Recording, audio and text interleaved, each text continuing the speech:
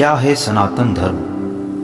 इस संसार में मनुष्य बिल्लियों तथा कुत्तों के समान लड़ने नहीं आया है। मनुष्य को मनुष्य जीवन की महत्ता समझकर सामान्य पशुओं के भांति आचरण करना बंद कर देना चाहिए। मनुष्य को अपने जीवन के उद्देश्य को समझना चाहिए और इसका निर्देश वैदिक ग्रंथों में दिया गया है, जिसका सार भगवत गीता में मिलता है।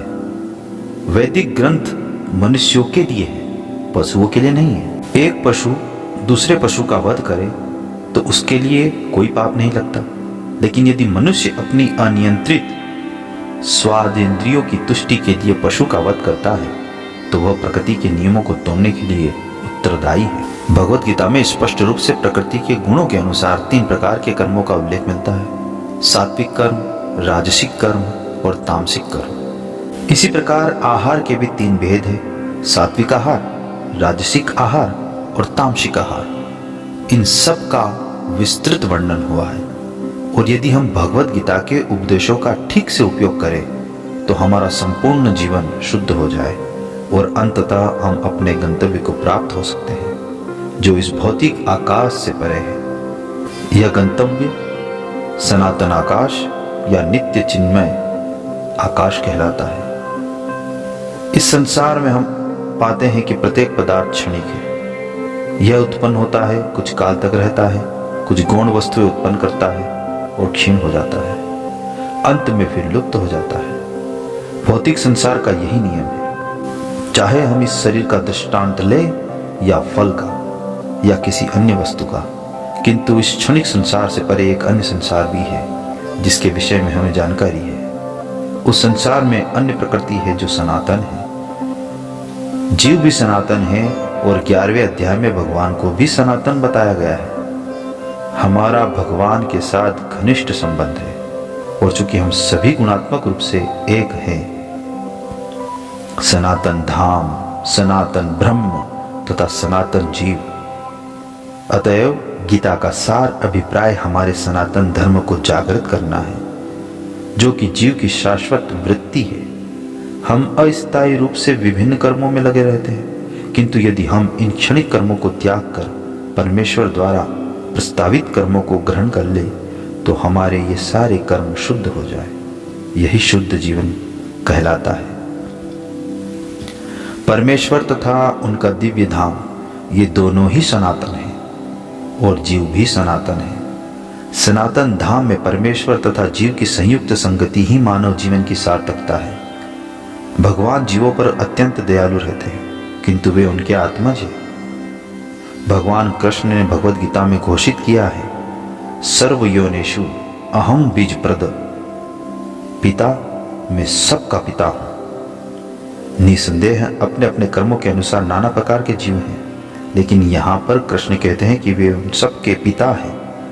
अतएव भगवान उन समस्त पतित बुद्धि जीवों का उद्धार करने तथा उन्हें सनातन धाम वापस बुलाने के लिए अवतरित होते हैं, जिससे सनातन जीव भगवान की नित्य संगति में रहकर अपनी सनातन स्थिति को पुनः प्राप्त कर सके। भगवान स्वयं नाना अवतारों के रूप में अवतरित होते हैं या फिर अपने विश्वस्त सेवकों को अपने पुत्रों, पार्षदों या आचार्यों के रूप में इन बुद्धि जीवों का उद्धार करने के लिए भेजते। अतएव सनातन धर्म किसी सांप्रदायिक धर्म पद्धति का सूचक नहीं है। यह तो नित्य परमेश्वर के साथ नित्य जीवों के लिए नित्य कर्म धर्म का सूचक है, जैसा कि पहले कहा जा चुका है। यह जीव के नित्य धर्म को बताता है। कहा गया है, वह जिसका ना आदि है और ना ही जिसका अंत। अतएव जब हम सनातन धर्म के विषय में बात करते हैं तो हमें इस प्रमाण पर, इस आधार पर यह मान लेना चाहिए कि इसका ना तो आदि है और ना ही अंत। अंग्रेजी का रिलीजन शब्द सनातन धर्म से थोड़ा भिन्न है। रिलीजन से विश्वास का भाव सूचित होता है और विश्वास परिवर्तित हो सकता है। किसी को एक विशेष विधि में विश्वास हो सकता है और वह इस विश्वास को बदलकर दूसरा ग्रहण कर सकता है, लेकिन सनातन धर्म उस कर्म का सूचक है जो बदला नहीं जा सकता। उदाहरण के लिए, ना तो जल से उसकी तरलता विलीन की जा सकती है, ना अग्नि से ऊष्मा विलीन की जा सकती है। इसी प्रकार जीव से उसके नित्य कर्म को विलीन करना कठिन है। सनातन धर्म जीव का शाश्वत अंग है। अतएव जब हम सनातन धर्म के विषय में बात करते हैं तो यह हमें मानना चाहिए कि उसका ना तो आदि है ना ही अंत। जिसका आदि और अंत ना हो वह सांप्रदायिक नहीं हो सकता, क्योंकि उसे किसी सीमा से नहीं बांधा जा सकता है। जिनका संबंध किसी संप्रदाय से होगा वे सनातन धर्म को भी सांप्रदायिक मानने की भूल करेंगे।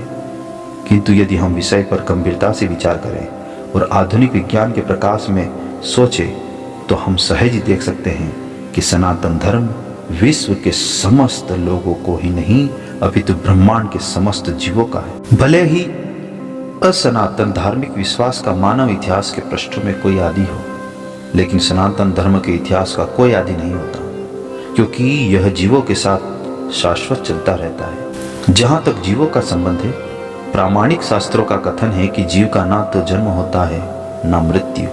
गीता में कहा गया है कि जीव ना तो कभी जन्मता है ना कभी मरता है, वह शाश्वत तथा अविनाशी है और इस क्षण भंगुर शरीर के नष्ट होने के बाद भी रहता है। सनातन धर्म के स्वरूप के प्रसंग में हमें धर्म की धारणा को संस्कृत की मूल धातु से समझना होगा। धर्म का अर्थ है जो पदार्थ विशेष में सदैव रहता है। हम ये निष्कर्ष निकाल सकते हैं कि अग्नि के साथ उष्मा तथा प्रकाश सदैव रहते हैं। उष्मा व प्रकाश के बिना अग्नि शब्द का कोई अर्थ नहीं होता। इसी प्रकार हमें जीव के उस अनिवार्य अंग को ढूंढना चाहिए जो उसका चीर सहचर है। यह चीर सहचर उसका शाश्वत गुण है और यह शाश्वत गुण ही उसका नित्य धर्म है।